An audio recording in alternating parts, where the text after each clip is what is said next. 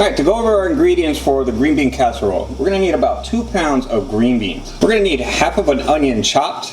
You're going to need 1 package of your favorite bacon, along with 1 cup of Parmesan cheese. And to make our sauce and our roux, we're going to need 6 tablespoons of all-purpose flour, along with 6 tablespoons of unsalted butter, 2 tablespoons of minced garlic, 8 ounces of white mushrooms. You can use portobello mushrooms also. You can buy them sliced already. I usually just buy them whole and slice them myself because I can get little thinner slices than what they would have for you at the store. About a cup or a cup and a half of milk, depending on how the roux is looking, will depend on how much I put in there, along with some chicken broth or chicken stock, whatever you have available, you can use that. And then to final it all off, some breadcrumbs. We're going to be putting this on the top to make a nice crispy exterior, right there on the top. Now we're going to add in our green beans, and we're going to let that cook for about 3 to 4 minutes just to get out that rawness of the green beans.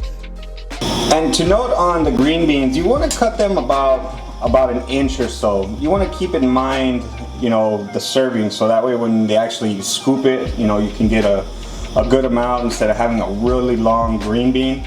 So yeah, cut them about an inch or so. I have some in here that are a little bit bigger, but you know, they were just like oddballs of when I was cutting them. So after about 3 to 4 minutes, let's go ahead and take out our green beans and place them in a large bowl. Okay, so we're gonna start off by crisping up some bacon. We're gonna let that bacon render down some of that fat, get it nice and crispy. And then we'll throw in our mushrooms and our onion. Just a little tip, if you don't want to use bacon, you can use a cooked ham. Just get you a small little ham, cube it up, and you know, that'll be just as good as using bacon. But this is how my mom makes it, so I'm just sharing this family recipe with you guys. Now when it comes to the bacon, depending on how you want it, if you want it really crispy, you know, get it in there. My mom usually cooks it about this, so that way it kind of gives like a nice little bite to it.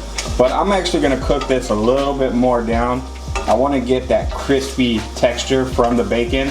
This bacon gets really crispy once you get it all cooked up right. So we're going to let this go for just a little bit more, just to, you know, get a nice crispy bacon.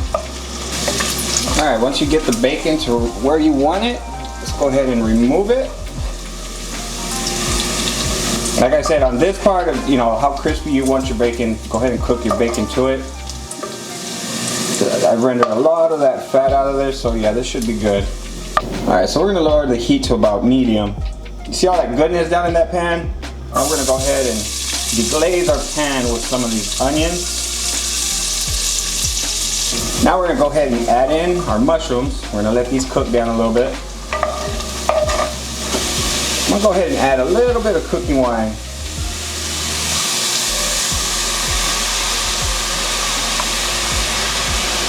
About a tablespoon, I'd say. Now we'll go ahead and glaze that bottom. Now we'll go ahead and add in our garlic. Now we'll go ahead and hit it with a little bit of salt and pepper. Now, do keep in mind, season to taste.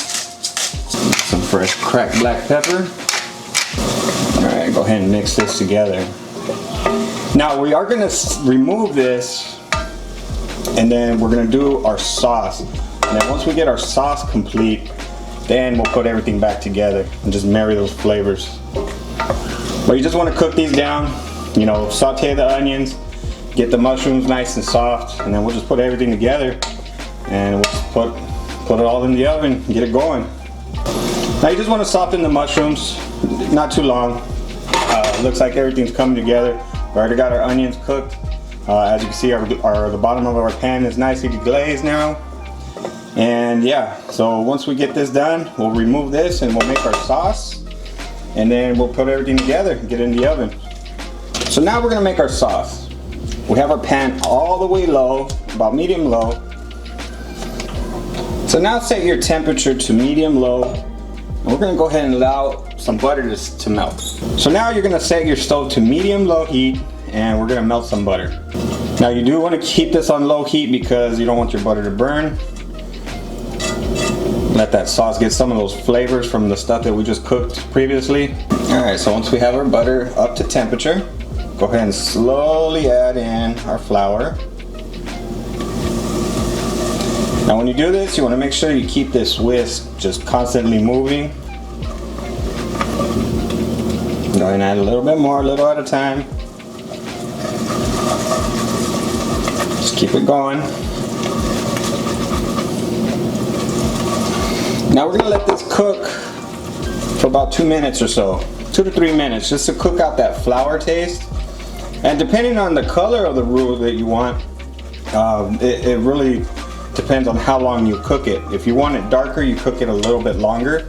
And if you want like a light roux, like what I'm going to go for today, about 2 to 3 minutes. But if you want like a darker golden brown, or even like a darker, say, like a dark brown, just cook it a little bit longer. But the key to making a good roux, is just keeping your whisk moving. Just keep it moving. Just keep it moving. You don't want it to sit. You don't want it to burn. You want it even cooking. We're looking about right. It's been a little over 2 minutes. Probably let this go for a little bit longer, just to get a little bit more brownish in there. Alright, so that's about the color I'm going for. So now I'm going to go ahead and add in 1.5 cups of milk, whole milk. Alright, it's going to look loose, and then all of a sudden it's going to get tight on you. Just keep it going. Now this is when we're going to start adding in a little bit of that chicken broth, little by little, just to get the consistency that we're looking for. Okay, so just add in. I got 1 cup of chicken broth right here, so just add in as you go. You want this like a creamy sauce. So if it's too thick, yeah, this is, as you see right now, it's too thick. But we're going to be adding in chicken broth little by little, just to get the consistency that we're looking for. Okay, go ahead and add in a little bit more. Usually it's about 1 cup for 2 tablespoons of flour and 2 tablespoons of your fat. Could be your butter, could be, you know, your bacon fat or whatever. So ideally we should be able to fit 6 cups of liquids in here. So I have 1.5 cups of milk, and then maybe about 1.5 cups of chicken broth. Okay, add a little bit more of our chicken broth. Okay, so right now, season to taste. So right now we're going to go ahead and hit it with a little bit of salt and pepper. Now just a little bit of fresh cracked black pepper. Okay, this is about a little too thick than what I'm going for. So let's go ahead and add in the rest of that cup. And that looks about the consistency that I'm looking for. Go ahead and get the sides too.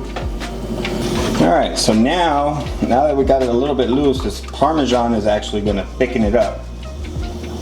Go ahead and add in our 1 cup of Parmesan. Let that all come together. This is going to make it the nice consistency that we're going to be looking for. You don't want this like a cheese sauce. You just want it a little bit looser because you want it to be able to coat everything in our casserole. Alright, once you see that you have the Parmesan incorporated into your gravy, that's basically what we're making. It's just a gravy, cheesy gravy sauce. Just keep it whisking. You don't want it to sit. That's about what we're looking for. Nice, thick, cheesy.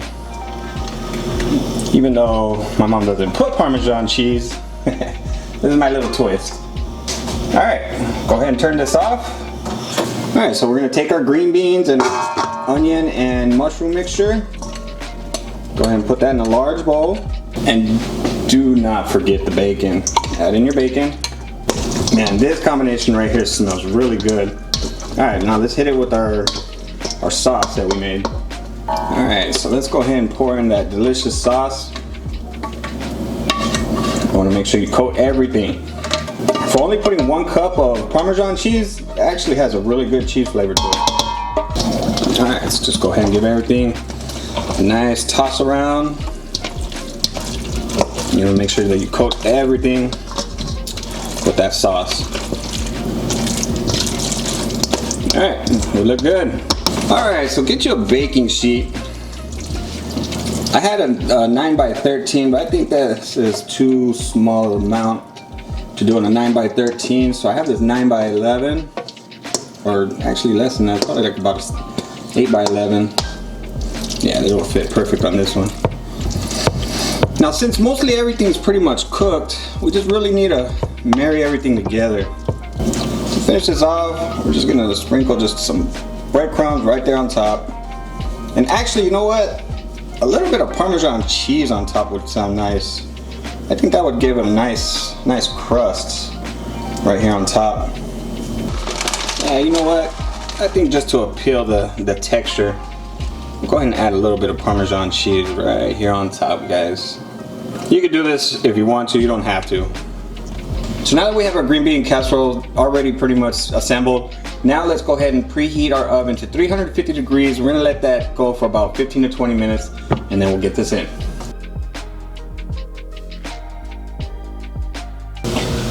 All right, so after about 25 minutes, let's go ahead and check on this. That looks good. It's all bubbly. Look at that stuff. All right, so we're gonna go ahead and let this rest for about 15 to 20 minutes. As you can see, it's piping hot. But I can tell you what, this looks delicious. It smells good. Let's go ahead and get a nice big scoop of this stuff.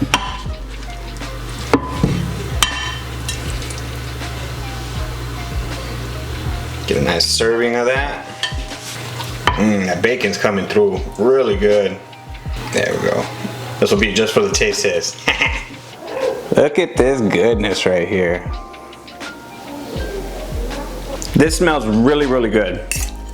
Let's go ahead and give this a try. I want a little bit of that topping too. You gotta have that crunch in there. Cheers, y'all. That sauce is so good. The green beans are perfectly cooked.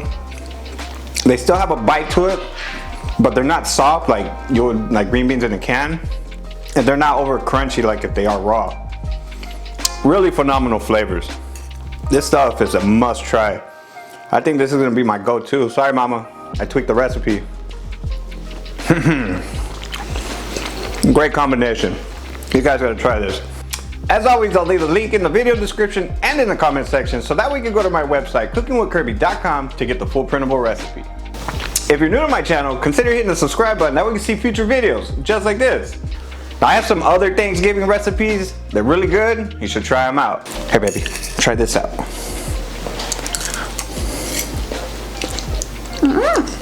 What you think? It's good. Taste the cheese in it? Mm-hmm. It's good. Thumbs up. All right, thumbs up. You heard her.